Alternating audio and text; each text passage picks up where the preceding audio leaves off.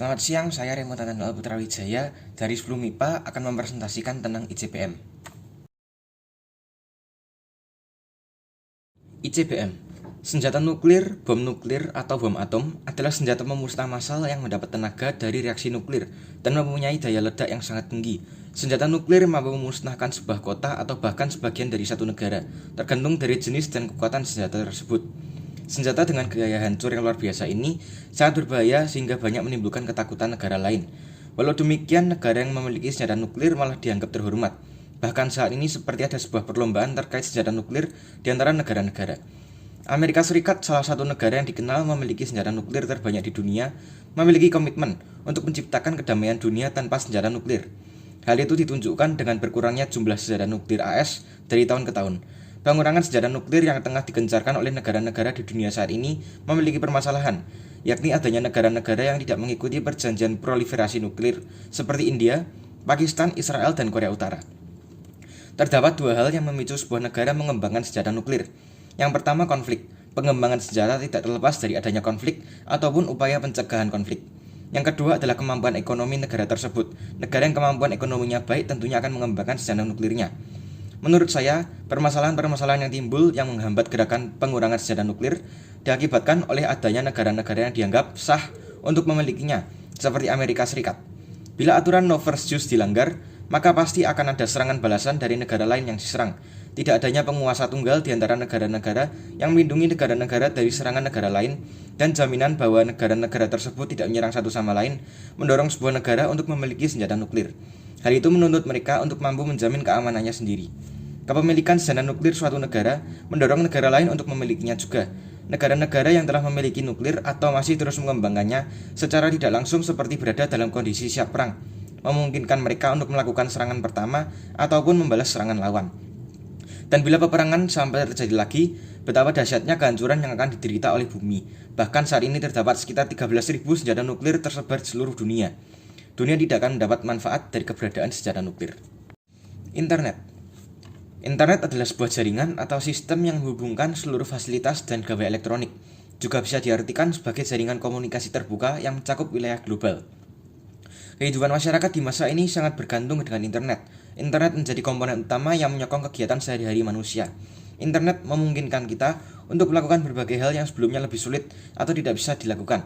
Walau banyak hal positif yang diberikan oleh internet, namun banyak pula dampak negatif yang ditimbulkannya.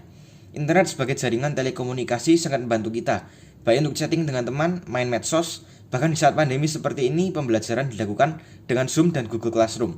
Hal ini membuat waktu yang kita habiskan di depan layar komputer atau HP bertambah. Teknologi, atau lebih tepatnya internet, membuat kita menjadi pribadi yang lebih suka sendiri atau lebih tertutup bila bertemu tatap muka dengan orang lain. Karena melalui gawai kita bisa mengeksplor dunia luar, tahu berita dan kabar sana-sini, bisa berbincang dengan siapa saja, dan ini membuat kita menghabiskan waktu kita di depan layar handphone dan lebih jarang untuk kita benar-benar eksplor dunia di luar kita.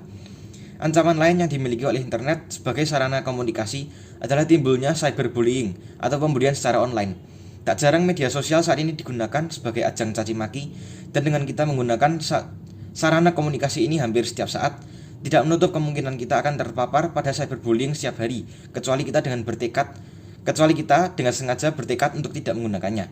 Tapi dengan begini kita menjadikan diri kita lebih individualis. Bahaya-bahaya lain yang ada dari sarana komunikasi ini adalah sekarang jauh lebih mudah tersebarnya hoax, terutama melalui grup WhatsApp.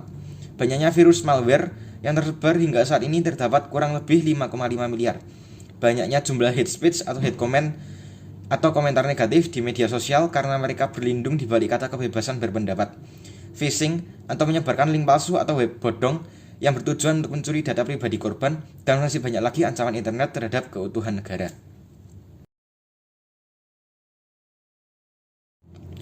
Julius Robert Oppenheimer, atau yang juga dikenal dengan Bapak Bom Atom, adalah seorang ahli fisika dari Amerika Serikat. Julius Robert Oppenheimer juga merupakan salah satu tokoh Manhattan Project selama Perang Dunia II yang bertugas untuk memproduksi bom atom pertama.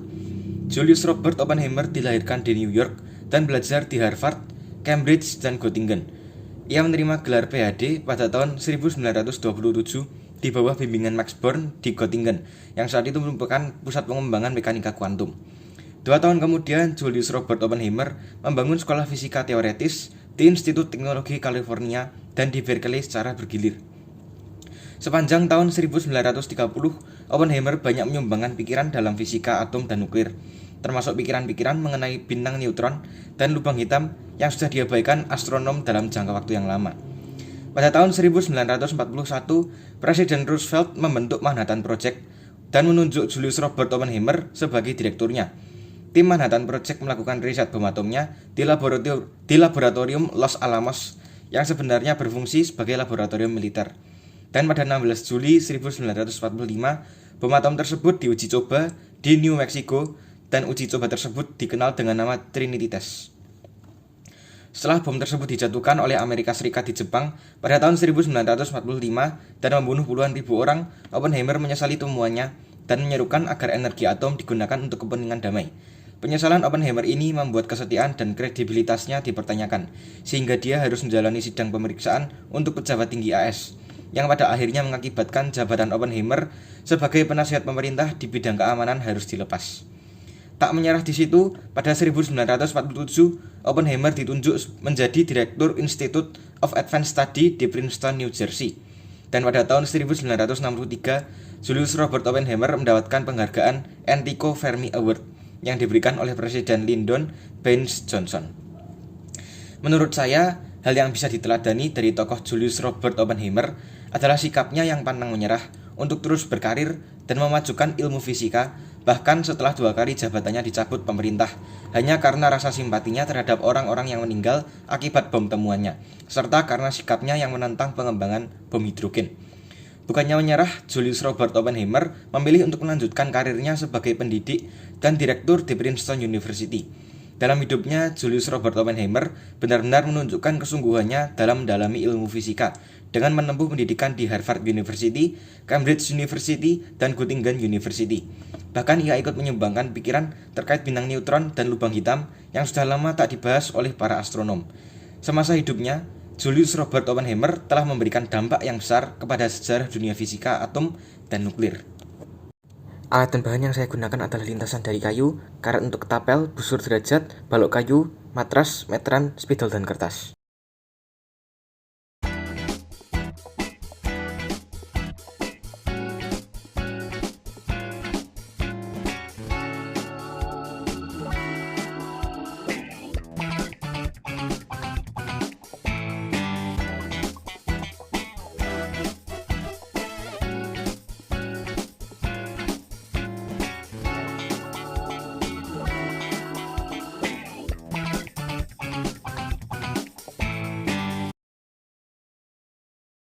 Di sini terlihat lintasan kayu menutupi garis 45 derajat pada busur derajat.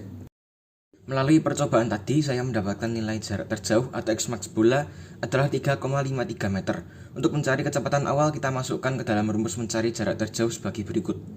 Melalui perhitungan didapatkan nilai kecepatan awal sebesar 5,9413831 meter per sekon.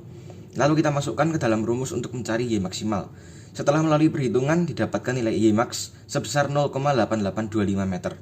Untuk mencari perbandingan trigonometri, kita buat segitiga dari lintasan bola. Lalu kita cari sisi miring dengan menggunakan titik tertinggi dan setengah dari jarak maksimal. Didapatkan sisi miring sepanjang 1,9733299 meter. Dan untuk perbandingan trigonometrinya, kita gunakan rumus sebagai berikut. Untuk sin, sisi depan dibagi sisi miring. Untuk cos, sisi samping dibagi sisi miring. Untuk tan, sisi depan dibagi sisi samping. Dan didapatkan nilai perbandingan sin cos tan sebagai berikut. Sin sama dengan 0,447213596. Cos sama dengan 0,8944271191. Dan tan sebesar 0,5. Oh iya, menurut saya kecepatan awal dipengaruhi oleh besarnya gaya pegas yang ditimbulkan saat menarik karet ketapel ke belakang.